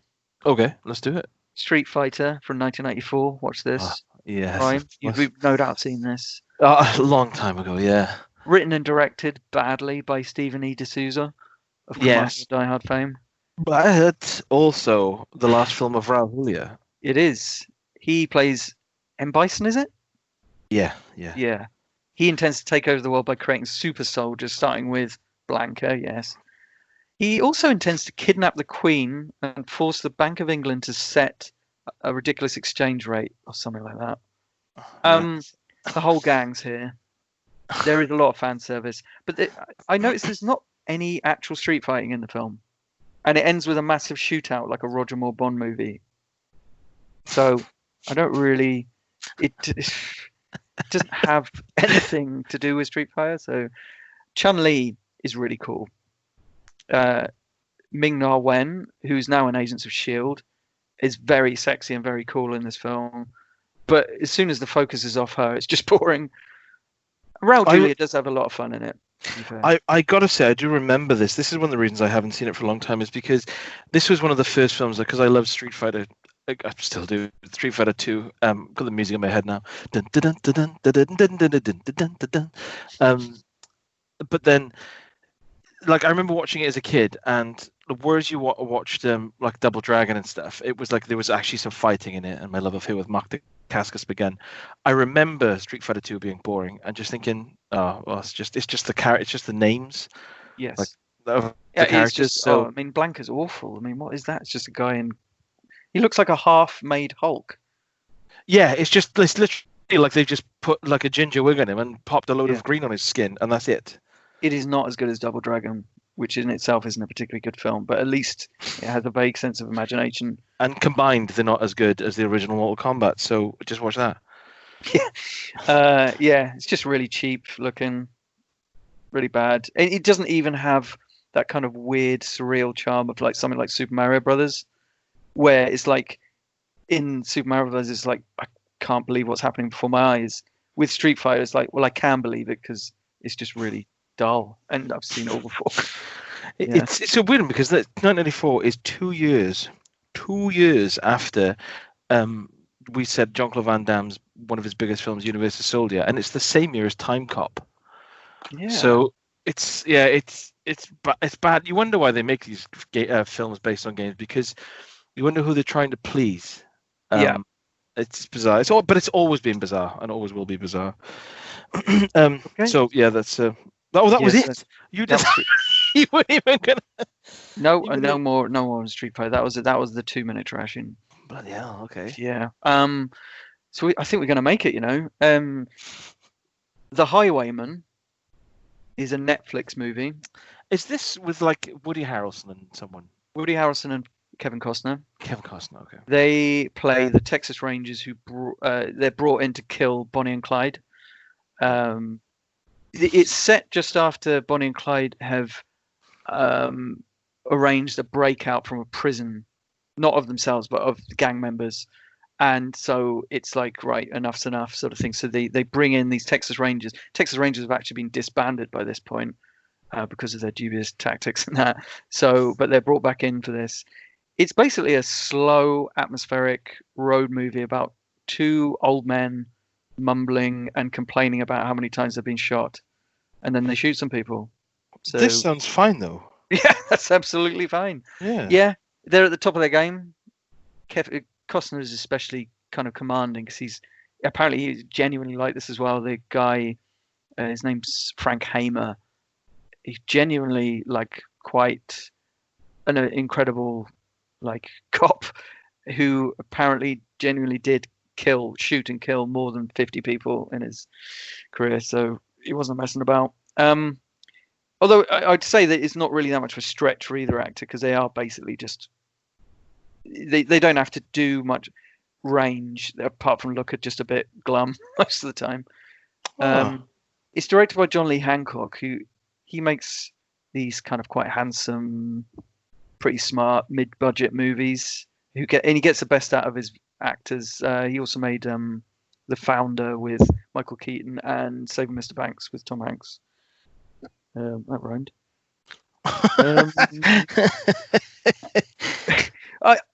I've seen this film. Should I watch The Highwaymen? I think so. Yeah, I think you'd enjoy it. I think it's just good to see. I like those actors. So. Yeah, I think it's just good to see two dudes kind of like quite slowly making their way around Oklahoma and places. Is Kevin Costner in it better than he is in Mr. Brooks? He's quite different to what he is in Mr. Brooks, to be fair. I'm watching it then. Yeah, he's very grizzled. He's basically playing. I was going to say basically playing like the parts that Robert Duvall was playing like 10, 15 years ago. But Robert Duvall always had a kind of bit of a cheeky sense of humor, didn't he? Whereas Kevin Costner's he's very serious in this. Does Kevin Costner laugh like Robert Duvall does, or does he not? No, he does not. He doesn't do any of that. No. Yeah, I've seen The Highwayman dismissed as a kind of dad film, but I don't know. I think something like this, I think it harks back to the mid-budget dramas of the 1990s, put simply, because they don't have a place in cinema anymore. These sorts of mid-budget films, 40, 50 million maybe, and I'm happy for them to be on the small screen. If it's just quite absorbing. You get like the production design, the kind of evocation of 30s Deep South. It's pretty cool. And there's a lot about. It does depict quite well how grim, like kind of life was for a lot of people living at that time. Because of course it would have been not long after the Great Depression, or the late 20s. So you can really see it in the way that people are living. There's a really, really good scene, probably the best scene in the film, where Kevin Costner's character meets Clyde's father, who's played by William Sadler. Good. That's good. Yeah, that's fine. And time to VFW there. Yes, and they just kind of talk about kind of life choices and disappointment and things, and they're discussing my cats, but I guess scenes like that are written for men of a certain age. So yeah, maybe it is a dad movie. I don't know, but it's good. I'm going to watch it. I am going to watch it. To be honest, I was waiting for someone that I knew to give it a reference. So that's worked out quite well for me. Yeah, I wasn't sure about it at first, but it is definitely a slow burner. But you kind of absorbed, and it's just interesting to see, apart from anything, sort of the Bonnie and Clyde story from a different perspective. Yeah, and it's really sensationalized like it is. Oh yeah, massively. And I kind of wish we'd seen a bit more of that in the film, because as far as I know, they were very much glorified at the time by the press. But then there was a certain point where the press turned on them massively as well. But in the meantime, of course, these cops were just working in the background, and while all the attention was on the rock and roll kind of antics of Bonnie and Clyde, they were just doing their job and got it done, sort of thing. I would like to, because we don't often talk about Kevin Costner, and yet we've done it twice in this podcast. Yes, we have. Urge people to watch Mr. Brooks and The New Daughter, because The New Daughter especially could easily be dismissed as a generic horror. Maybe it is, but Kevin Costner brings like a real gravitas to it. So they're two films that I would suggest people watch. I don't think I've seen The New Daughter. It's got a buzzing scene in it that you will frown at. You will, whenever you see Kevin Costner putting something in a drawer and then frowning and then reopening the drawer, get ready to frown. I'm hoping that it will be on one of our preferred streaming sites. That's everything. So I've got one more, which is going to be a 2-minute trashing. We're still under the 2-hour mark. We're still going strong. Yeah, we're still going strong. This is just a last word about Rambo: Last Blood, which is on Prime. Christ. I was going to watch this, and I thought, no, it's not going to be fun. Don't do it. Thank you. It's not very good. It looks like a TV show for a start, so that's not a good start. So the girl, he's living on a ranch with this Mexican lady who's very much her age, but he isn't with her because, of course, that doesn't happen in Hollywood. He has to be with a much younger woman. Anyway, so he lives on this ranch with his mother and her daughter, who he sees as a daughter to himself, sort of thing. But then the one he fancies, his girlfriend, is actually played by Elizabeth Olsen, who 24. No, sorry, go on. So things happen. She is kidnapped by a drugs cartel. He confronts the gang. He goes down to Mexico, obviously, confronts the gang stupidly and just gets massively beaten up. He's rescued and recuperated by this like bleeding heart local journalist who just happens to be investigating the gang and who happened to kidnap and murder her sister as well. So it's like all very convenient. So yeah, it's and then so she recuperates him and then he goes on the rampage basically, and it all ends up with him basically sort of inviting them back to the US, to his ranch, where it all goes a bit Home Alone at the end. It is unimaginably violent. Like, really? Yeah, there's one bit where he stabs someone, I think, and then sticks his finger into the hole that he's created and rips out their collarbone. It's horrendous. Loads of head explosions. That seems really impractical. That's an impractical way to attack someone, to remove their bones. I guess he's torturing them for information or something. Oh, right, okay. Well, it's not like a fight. Is it deeply unpleasant towards the Mexican population as well? Well, this is the thing. I don't think it's not saying that all Mexicans are bad. But I would. So it's not Death Wish level. It's just after watching Cobra and then seeing him in Bullet the Head. I don't think it's saying that all Mexicans are bad. But it is definitely playing into the prejudices of, say, Trump supporters, frankly, and like because towards the end, the bit where he's basically just enticed them to come back to his place and kick off. Like at that moment, there are some very conspicuous shots of the wall separating the US and Mexico, saying, remember, these are two different worlds, guys. So it's not saying that all Mexicans are bad, because there are clearly nice Mexicans in it. But what it is saying, I think, is that Mexicans are okay as long as they're civilized and they live in an American way. Put it that way. When you say that, don't worry, it's still racist, Britt. When you say he invites them round to like kick off, does it cut to the gang, like, like punching women and taking drugs and burning stuff, and then one of them gets a text and they say, it's off of Jay Rambo, and it says, do you want to pop round? I haven't set any traps, I promise. And then there's a winking gif. Yes, that's exactly how it happens. Yeah, I can imagine that. Yeah, and of course it ends with him going on about how war has scarred his soul and all that kind of crap. But, at the end of the day, Rambo, you built a franchise on this, haven't you? Really? And your war experience has actually come in very handy, it seems, across all these different films. So you shouldn't be complaining too much. Yeah, across that 1, 2, 3, 4, 5 films? Yeah. So it's like, you'd think you'd just like think to himself, I'm used to it now. It's actually really saved a few lives. I have been in some very, very specific and unusual situations where my military training has come in very handy. Yeah. I mean, really, if they wanted to continue what was set down in the original film, the whole point of which was that he was suffering PTSD, etc., then he would have got help and not had any more rampages, really. It's I remember the last Rambo film in like 2008, whenever it was released, was about 4 minutes long. How long is this one? I didn't feel that long. No, I think this is quite short as well, to be honest. I don't know. It can't be any more than 90 minutes, I'm sure. It was. Hang on, let me type it in. Let me type in those Sylvester Stallone. You just go off the page of The Guardian that I was looking at, with Kevin Brooks plays a Coast Guard, obviously. What was it? Selected filmography.